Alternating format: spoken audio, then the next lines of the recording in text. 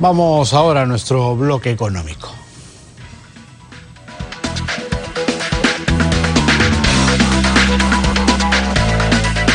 A ver, este es un año atípico. Normalmente, el Ejecutivo prepara el presupuesto de la Nación y lo envía para que el Congreso lo evalúe y lo ratifique y lo vote, porque finalmente termina siendo una ley, la ley de presupuesto. Pero como este año no hay Congreso para que haga ese trabajo, el Ejecutivo lo ha elaborado y sencillamente lo pone en vigencia para el periodo 2020. Son poco más de 177.000 millones que el Estado va a gastar en el próximo año en los diferentes rubros. Justamente para hablar de este tema estamos con César Fuentes, que es profesor de SAN aquí en los estudios. ¿Cómo estás, César? ¿Qué tal? Muy buenas tardes. Buenas tardes. Son 177.000, hay un 70% que lo acapara, digamos, el gobierno regional, y lo demás se distribuye entre los gobiernos regionales y locales. ¿Cómo ves el presupuesto de este año con esta salvedad que he hecho, que ahora no pasa por el Congreso? No pasa por el Congreso, es cierto. Hoy día hay justamente una declaratoria de urgencia. Eso marca la diferencia desde el punto de vista legal. Pero creo que desde el punto de vista económico, lo que primero hay que ver es que hay un crecimiento del presupuesto. Es decir, si uno ve, cuando se habla efectivamente que se requieren recursos, yo diría que hace más de 15 años recurrentemente los presupuestos han sido más grandes. Solamente para que el televidente tenga una idea de dimensión, el presupuesto del año 2009, hoy día, comparado a ese presupuesto, es 2.5 veces más grande. Claro, en 2009 eras poco más de 72.000. Ahora estamos en 177.000 del 2009, sí, después de 11 años. Si uno regresa un poquito al 2004, hace 15 años o 16, ese presupuesto es 4 veces más grande. Entonces acá hay un tema... Ha crecido rápido. Ha crecido enormemente en 15 años, como toda la economía peruana en su conjunto, pero es patente en el tema del presupuesto que tenemos un presupuesto mucho más grande. ¿Y cuánto crece, César, del ejercicio 2019 al 20? Un 5% en términos nominales, quiere decir, si uno descuenta inflación, será pues un 3% real, que también es fuerte, ¿no? Es decir, yo creo que ha habido crecimiento, y lo que justamente ahí yo creo que es lo que genera frustración por parte de la ciudadanía, es que ese crecimiento, que es enorme, no se ve plasmado en calidad de servicios, llámese educación, salud, infraestructura, ¿no es cierto?, seguridad, que son donde el Estado tiene que brillar, no solamente en cobertura, que es lo que estamos haciendo. Yo creo que se ha avanzado en cobertura.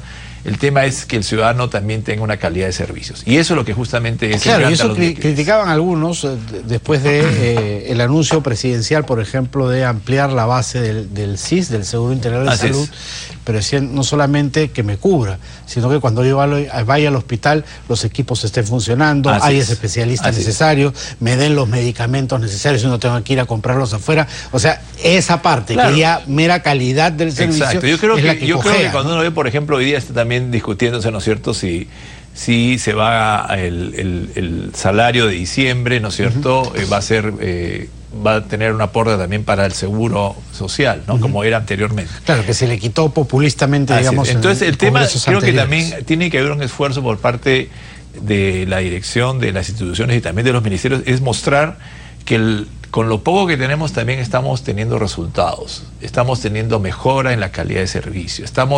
Yo creo que hay que tomar riesgos, ¿no? Es decir, pongamos, como se ponen algunos sitios en el sector privado, ¿qué calidad de servicio tenemos? Cuando uno tenga una atención en el ministerio al que tenga que recurrir, realmente si el funcionario lo ha atendido bien. Yo creo que ya estamos maduros como institución y como país para que realmente tengamos un feedback de esa naturaleza. Lo tenemos en el sector privado. Usted, cuando uno va a un banco, cuando uno va a un hotel, cuando uno va, ¿no es cierto?, a tomar, ¿no es cierto?, un pasaje de avión, hay toda esta idea de justamente calidad de servicio. Yo creo que ya es momento que incorporemos esto. Y como sucede en muchos países el Estado también es proveedor de servicios y quiere que el ciudadano esté satisfecho. Y eso es lo que justamente pasa. Esta separación entre los recursos que estamos viendo y la calidad de servicio y la atención y la relación ciudadano-Estado es fundamental. Y lo que eso es gestión. Es un tema totalmente de gestión. Yo creo que erramos en decir que efectivamente sabemos que tenemos presupuesto, pero si no va acompañado de mejoras en calidad, tenemos una discrepancia entre la percepción del ciudadano y el Estado. Y es una cosa que nos va a pasar la factura en algún momento. Claro, finalmente al ciudadano no le sirve que asigne recursos si no ves una mejora. Un ciudadano, ¿no?, que en el caso de Perú se demora 1 hora, 1 hora y media en llegar a su centro de trabajo, que va a iSalud o que va al MINSA y tiene una atención de salud muy deficiente, que ve que sus hijos están en la Escuela Nacional y no mejoran en sus capacidades. Realmente es preocupante, ¿no? Porque esos son servicios que debe dar el Estado y de calidad, porque justamente ahí regresamos a la otra pregunta. Siempre se habla del tema de equidad, y lo más importante es equidad en la oportunidad. Si yo tengo un buen servicio de salud, de educación y salud, ya equilibré mucho a la balanza entre la gente de menos ingreso y más ingreso. Claro, porque si nos ponemos a analizar, los huevos se han puesto básicamente en salud, en la canasta de salud y en la canasta de educación, ¿no? Así es. Yo creo que hay un tema, por ejemplo, ya no podemos gastar más en educación. Si uno ve los presupuestos, no como total, pero si uno ve el porcentaje que gastamos en educación en el Perú, es uno de los más altos de la región. Es decir, es prácticamente 1 de cada 5 soles del presupuesto se va a educación. Ya no podemos gastar más. Entonces ahí yo creo que ahí tiene que hacer una reingeniería de procesos en términos, ¿no es cierto? Sí, sin embargo, el SUTEP ha anunciado una paralización para este jueves. Entendemos eso, ¿no? Pero tiene que haber, ¿no es cierto?, desde trabajar, apostar, yo creo que más en tecnología, apostar más, ¿no es cierto?, en los temas hoy día de hacer las aulas un poco mayores, ¿no es cierto? Tenemos una limitación grande en el tema de pequeñas aulas. Es decir, yo creo que hay que redimensionar lo que estamos gastando. Claro, y eso es un tema que no se está pensando. Siempre cuando vemos a nivel de presupuesto, casi todos los pliegos exigen más, pero nadie dice, pero ¿dónde están tus mejores procesos? ¿Dónde está tu atención al ciudadano? ¿Dónde está, ¿no es cierto?, tu ahorro en algunos hitos? Y eso es lo que creo que también tenemos que tener conciencia como funcionarios. Yo he sido funcionario público y creo que es importante que los funcionarios también se pongan un poco, tengan empatía con la persona que está al otro lado del corredor y digan, bueno, ¿no es cierto?, ¿qué está pasando?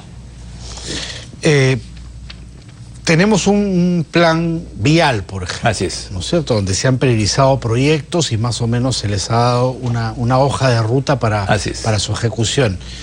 ¿Ese es un buen camino? Es un buen camino. Yo creo que la ventaja que tenemos en transporte, lo difícil es, como muchas veces se dice, la geografía, pero la geografía no es un impedimento. Yo creo que hay un déficit muy grande en lo que es transporte vial en el Perú, y generalmente en infraestructura Perú debe ser uno de los países que tiene peor infraestructura en la región, sí, de lejos. Entonces yo creo que es un esfuerzo. Lo bueno es que, vamos a ponerlo positivo también, es que de casi la mitad del presupuesto, unos 80.000 millones de soles, es decir, la mitad, un poquito menos, ya está, ¿no es cierto?, ordenada a través de proyectos, está proyectizada. ¿Qué significa eso en términos de seguimiento? Que yo voy a poder seguirlo como un proyecto, es decir, voy a tener un inicio, un fin y una conclusión. Entonces, eso yo creo que es un positivo. ¿Qué es lo que tiene que hacer el gobierno? También yo creo que tiene que trabajar un tema de comunicación interna y externa con sus grupos de interés, que son los ciudadanos. Vale decir, cada ministerio tiene que saber qué está haciendo y realmente avanzar en comunicación interna. Yo creo que hay una fragilidad enorme en cómo se comunica, y hacia afuera también. Yo creo que también tenemos que decir, como Estado, tenemos esta meta, la queremos cumplir en tal fecha, ayúdenos, avancemos, y eso es lo que justamente el ciudadano va a ver. Pero si no hacemos eso, la percepción que tiene el ciudadano es de empeoramiento, que no es cierto también, y de que realmente las cosas no se hacen. Entonces yo creo que hay un esfuerzo de comunicación, y lógico, la sanción es la opinión pública, pero así es el Estado, ¿no? Pero si no hacemos nada, la percepción es que aparecen como magia estas cosas, o como no magia. Entonces la percepción es que hay una, ¿no es cierto?, no hay una relación directa entre ciudadano y Estado, que es la base de toda una democracia, ¿no?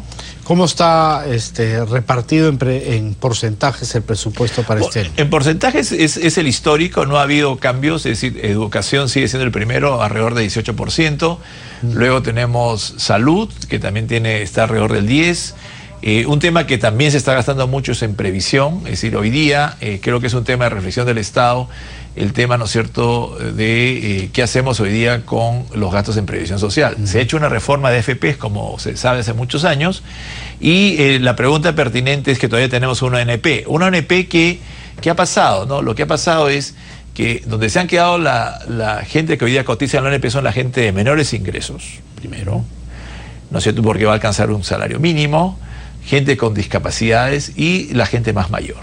Mientras que en las FP están los más jóvenes, los de más ingresos y generalmente los que no tienen discapacidades y están Ahora sanos. incluso se habla de la posibilidad de crear una especie de AFP pública. Así ¿no? es. Pero ahí de nuevo, ahí tenemos que abrir el closet y ver cuál realmente es la deuda que tiene el Estado, ¿no es cierto?, en este caso con el ciudadano, con los que han contribuido. Es decir, hay un pasivo que lamentablemente el MEF no hace público como debería hacerlo, cuál es efectivamente esa deuda que se llama implícita, vale decir, lo que ha contribuido los ciudadanos a este fondo y cuánto se va a convertir en bono de reconocimiento si es que eventualmente se transfiere o se crea una AFP. Eso es un tema, yo creo que tiene que discutirse porque es un tema grande en términos de gasto presupuestario. Claro, y el tema de que si no llegas a los 20 años de cotización, pierdes todo lo aportado. Hay también, varios ¿no? temas ahí, ¿no? Y otro también es, si queremos sincerar y pasar, como se ha dicho, ¿no es cierto?, una ONP que sea como una AFP, no solamente es un tema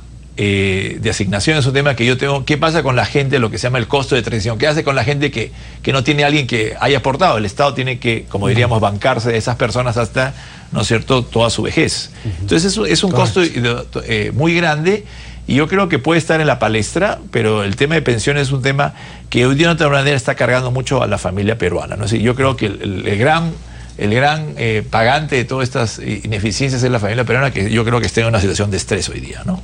¿Se ha trabajado con responsabilidad el tema del déficit fiscal? Yo creo que sí, no estamos llegando, hoy día estamos cercanos al 30% en términos de deuda pública. Tenemos déficit fiscal ya hace 4 o 5 años, no es novedad porque ¿qué ha pasado? Tenemos una menor cantidad de ingresos fruto de la caída de los precios de los commodities, cobre, oro, que eso impacta en impuesto a la renta y lógicamente en la base tributaria. Pero es razonable, yo creo que, hay que tenerlo acotado, ¿no? está acotado. El tema es que esto, si ya supera pues 5 o 6 años más, hay un tema ya de reflexión, ¿no? Porque eso, primero si llegamos al tope del 30%, eso ya merece una revisión por parte del MEF.